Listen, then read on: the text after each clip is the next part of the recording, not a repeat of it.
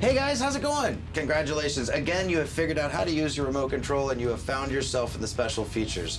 This is volume 4, so this is the 4th time we've done this now. That's number 4. John and I have been here before. You saw us long ago. But Rob is new. He's joining us. What am I doing here? Right? It's a whole new world. It's amazing. Robert McCollum is the voice of Sensui, who you've been watching be 7 different personalities wonderfully.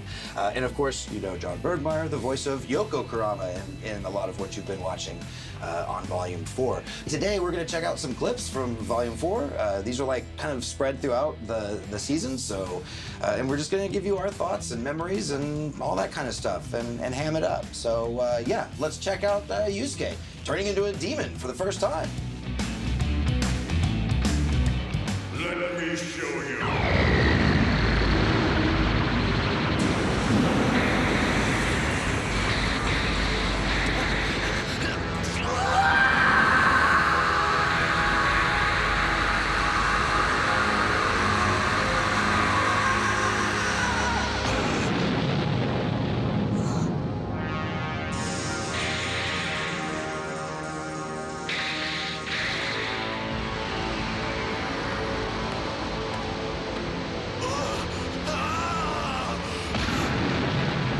But what we were talking about when we were watching it was the Sensui character. It's one of the things that I get asked about a whole lot at conventions. Like, this character's still, like, what are we, 15 years later? Yeah, at least. Still gets talked about and asked about, and the scene where he's arguing with himself and all of the... And I remember you were so excited that day because you didn't tell me anything. You were like, don't read about it, don't watch about it, don't know, come in.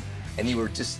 You were giddy about getting to record that day with all of the different personalities kind of coming to bear in that one scene where he's having his meltdown. That third story arc for me is one of my favorites within this whole series. It feels like the stakes are really risen to an entirely different level. It feels like we're not in a game environment with the tournament, but it seems it's in the real world. We've got real casualties. It felt more real. It felt, like I said, higher stakes, but then it also felt like we had brought a villain in that I don't know that anyone, a fan of the series, could see Toguro and think, let's pass that villain with somebody, and yet you brought a character's voice to life. They also just brought in so much moral complexity that was new to me in anime at that point in time. That was the first character I see going like, that's a bad guy with a moral compass, with a good points and some. He was a nuanced character, and everything had been kind of black and white, at least in terms of my both fandom and the things that I'd voiced until that time.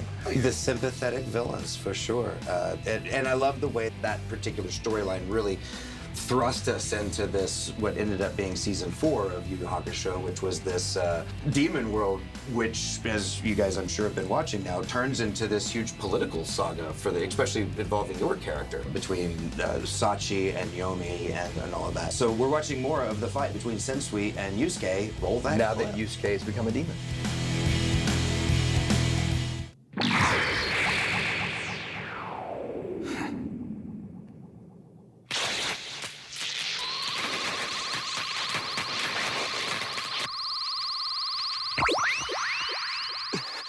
What's happening? Who's doing this? Hey, give me back my body! Shut up, this doesn't concern you. The hell it doesn't! So long!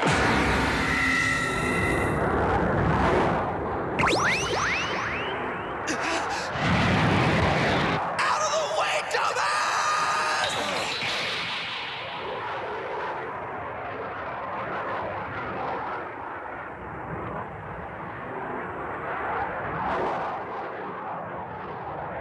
I think that scene would have been much better if Kurama had been in it. That's a fact. I think that's true of I most second. scenes, I- really. all I mean, scenes. all scenes across all anime. Yeah. I'm I said the reminded, same thing about the third John Wick film. Kurama. Just had more Kurama. That would have been perfect. We are in agreement.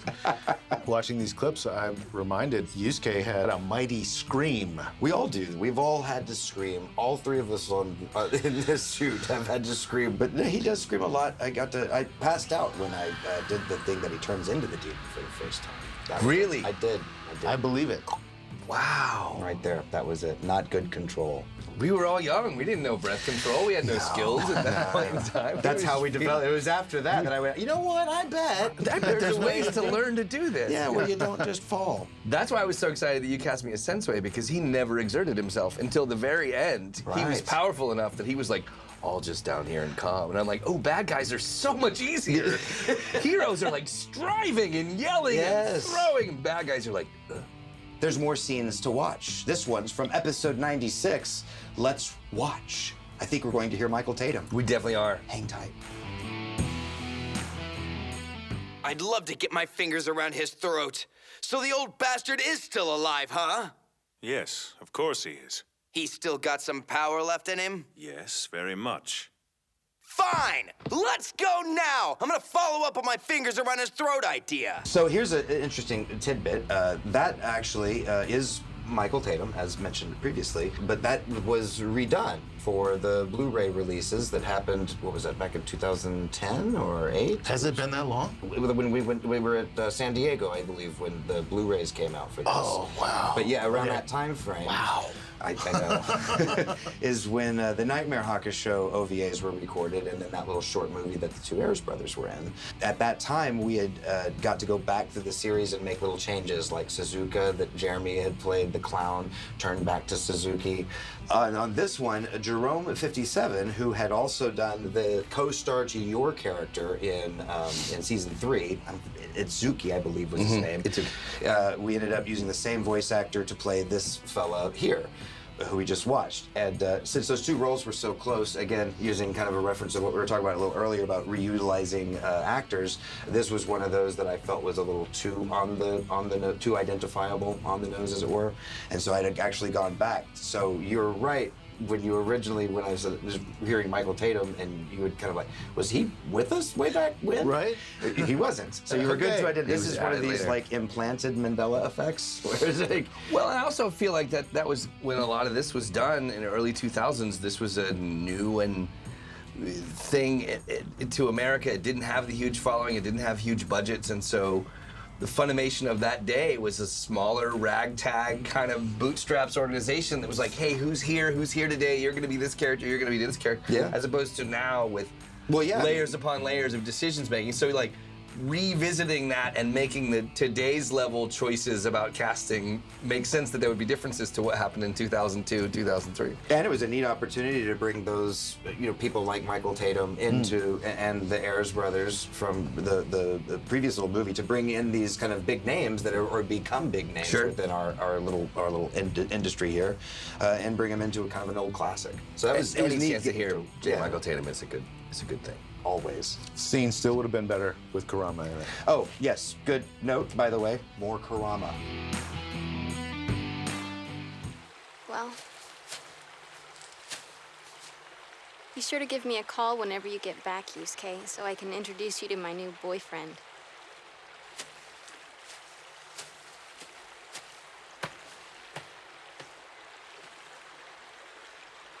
Nice knowing you.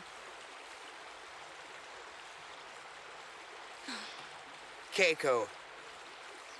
Please, Keiko, don't leave me! Look, I'm a crab! Oh, my Prince Charming. So harsh. Come back and see me and I'll introduce you to my new boyfriend. Oh! I was commenting as we were watching the take, it'd be nice to see like an old performance of Laura Bailey and be able to see like her starting and learning the ropes, but no, she's always got heart. It's always right there on the sleeve, easy to feel. You feel the burn that she makes in there, and It's like written snarky, but she's like playing it. It's not like she's obviously just heartbroken as she's saying it. It's I love that scene. and you She's know, good. She should do this for a living. she really she should look into this. And then the other thing that I mentioned as we were watching this scene was Jared Hedges. He was the adapter for this series from start to finish, and little things like the I'm a crab. Yeah. Can't be in the script. I don't know if those things would be in the translation. I would imagine not. I don't know. It's such a great way of being. And even her response identifies him trying to be funny, but it's not the time. It's a neat little scene. love the heart that's in this series. It was also probably one of the first shows we started working on, I guess, that felt like it had some of that. And then Fruits Basket came down the pipeline. And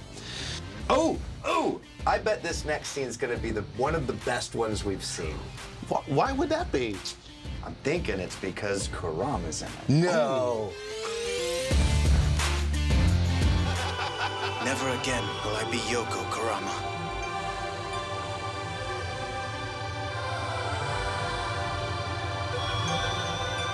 I cannot betray my true self any longer.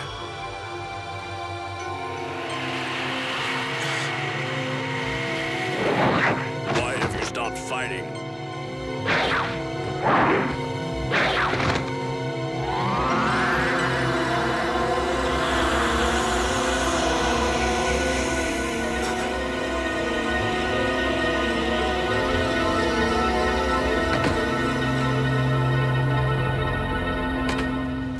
I think that's probably the most unsurprising end to a character arc that maybe there has ever been. Kurama, I mean, was introduced like Hiei as a criminal on the run, but his actions after that first episode where he was introduced and beyond, I mean, he was always like the criminal with the heart of gold. And you can see, I guess, in his former form that he was a bad dude, like as a demon. But for as long as we've known him on the journey of Yu Yu Hakusho, I mean, it seems like that's the only way his arc could have ended. Right. Right. Or I suppose he could have got killed or, maimed or... I mean, it's a lot like my relationship with John. Like, he was a bad dude in his early days. I feel like he's been a heart of gold ever since I've been involved in the story arc. It's not every day, though, that you get to see a character that is living the conclusion of his redemption arc through the majority of the franchise, and then only at the end of the series do you get to see why it is he's got such a strong moral compass. Like that to me, I thought was the really unique thing about Kurama, is that it's in episode 108 that you start discovering, oh, he's got this, wow, and to the degree that Yomi, do you recall that Yomi kept the assassin that you had sent after him for all of the years you had been gone, just so that he could kill him in front of you on your return.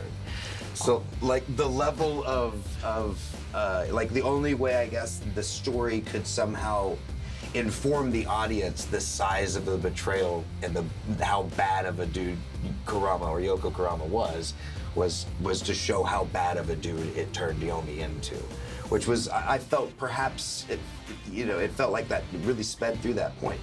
I was whoa, that's an arc I didn't expect to see coming. To be fair, it's hard to know what gifts to get for coworkers. So keeping an assassin alive for an interminable amount of time. You never know when you might need one. To kill him in front of you, like, oh, well, now at least I'm off the hook for birthdays. Always got something if in case. So now we're fighting. This is the last fight that you're gonna see. This is the last clip that we're gonna see.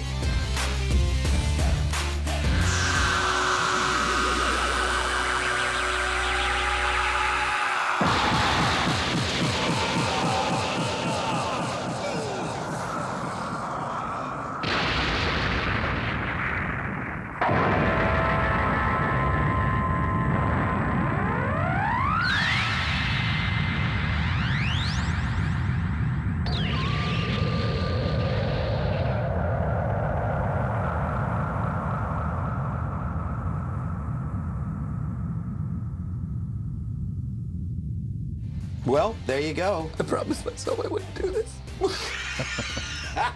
Oh, during that scene, the thing that was like, how many times in the booth have you gone to react a picture and you're the one who's reacting to having been punched in the face, and it's one of these dramatic long ones that you do the reaction, and then find yourself as an actor asking the director, yeah, how long do you want me to do that?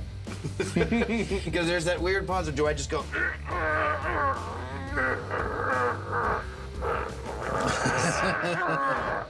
so odd to react to that was dramatic. Speaking of yells that would make you pass out, that was quite the quite the power up. It's kind of cathartic to be able to yell like that, though, in this studio. I mean, Stain, no different. Yeah, it's not really allowed to do in public. No, Like, But as And you therapy didn't goes, escape this either because Tien, as I recall. Oh yeah, no, I've had some yelling moments that made me dizzy for sure. Yeah, not, those- not as Kurama so much, but No, thankfully. yeah. The thing that's fun about this show, and to me, is all of the little sideline characters that we got to see there at the end. Jen and Chu and Renku and Suzuki and Toya. And I'm now testing myself with characters that I can remember the names of. It's crazy to get to go back and revisit something that we worked on 20 years ago. It's Yeah. almost not even a memory anymore. Or in some cases, it's not. It's not. It's just not. The wild thing on this one is this is now the, to my recollection, this would be, I think, the 4th time that this series has been repackaged and put out into the public. This time it's being done on in steelbooks. And here's something kind of cool to get your reactions to. So this is the 4th steelbook. So I don't know if you, the buyer of this wonderful DVD, have noticed this yet, but did you notice that on the packaging of each one of these new steelbooks is a newly commissioned piece of artwork of the 4 or 5 main characters, but each of the poses have been modeled after like famous band shots. No, I didn't know that. I haven't seen this So yet. like Wow. one of them is like the 5 Fighters from the Dark Tournament. They're done up like it's the front cover of the Blondie album, where her head and then the band's heads kind of flank her on left and right. And then I think Volume 1 was based off of a Queen album cover, and it's the 4 guys sitting down with the soccer ball, I think, and which connects to the first episode of Yu Yu. And then one I think is the Ramones, the famous shot of their self-titled LP where their backs against the brick wall or something, I think, to that effect. I don't know that anybody knows this. You might be releasing this for the first time. So here you That's go. where See, this there you artwork go. came from. Secret's out. And there's a 4th one, and I don't remember it off the top of my head, so I guess the big thing to walk away here and the challenge that you guys can have as a takeaway home gift is figure out what the 4th one is. But they're all taken off of a famous set of bands. So there you go. And for those of you that have been buying all of those for the last 15 years and still watching this show and still coming up and asking about it and talking about it and asking to get it signed, thank you for watching and for watching behind the scenes stuff, because it is kind of crazy to think that this is still a conversation that people are having. And people are still, I mean, they're still finding the show, like, for the first time. Yeah. It's amazing. It's up on Hulu now, so people can watch it there, and of course Funimation.com. But then on the other side of that too, I don't know that it's actually done with us yet. So who knows? Because I know there's still stuff that's come out in Japan and stuff we haven't dubbed. So my goodness. Here's that we're working together again real soon. Anyway, I hope you enjoyed it. I hope we've entertained. I hope you giggled. We did.